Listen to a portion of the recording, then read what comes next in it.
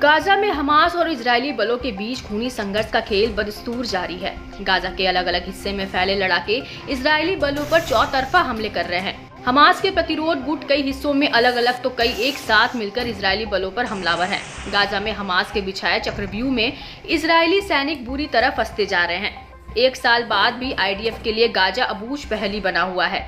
यही वजह है कि गाजा में प्रतिरोध लड़ाकों का इजरायली सेना से लगातार टकराव जारी है। खास तौर पर उत्तरी गाजा के जबालिया रिफ्यूजी कैंप में आर पार की लड़ाई जारी है। इस बीच फिलिस्तीनी प्रतिरोध ने उत्तरी गाजा के जबालिया शिविर के पश्चिम में बड़ा धमाका किया। अल फखौरा स्कूल के पास एक इजरायली बलों के ठिकानों को उड़ा दिया। समूह ने दावा किया कि इसमें इजरायली सेना को बड़ा नुकसान पहुंचा है।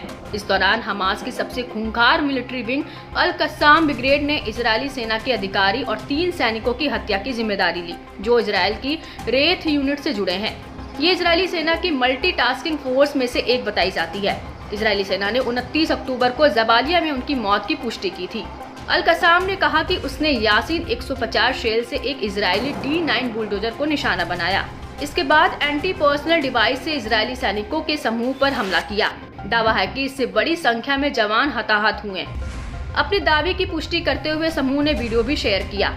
हाल में हमास ने दावा किया कि लंबे संघर्ष के चलते इजरायली सैनिकों की ताकत कमजोर पड़ती जा रही है। सैनिक जंग के लिए तैयार नजर नहीं आ रहे हैं। इससे इजरायल को अलग अलग मोर्चे पर भारी नुकसान उठाना पड़ रहा है। समूह ने बयान जारी कर कहा कि फ्रंट लाइन से लौटने के बाद हमारे लड़ाकों ने इजरायल के पैदल सेना के गश्ती दल को निशाना बनाकर पहले से तैयार किए गए घर को विस्फोट करके उड़ा देने की पुष्टि की। इससे उत्तरी गाजा में जबालिया कैंप के पश्चिम में अल फखूरा स्कूल के पास मौतें और चोटें आई। दुश्मन ने इस ऑपरेशन में एक अधिकारी और 3 सैनिकों की मौत की घोषणा की। लड़ाकों ने घात लगाकर हमला करने की पुष्टि की। इसमें एक D9 इजरायली बुलडोजर को अल यासीन 150 शेल से और एक एंटी पर्सनल विस्फोटक के साथ सैनिकों के एक समूह को निशाना बनाया।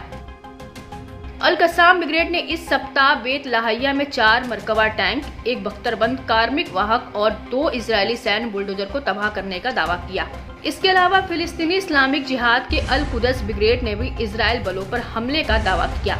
उत्तरी गाजा के अल अतात्रा में पहले से लगाए गए थाकिब विस्फोटक उपकरण को विस्फोट करके एक इजरायली बख्तरबंद वाहन को नष्ट करने की जिम्मेदारी ली।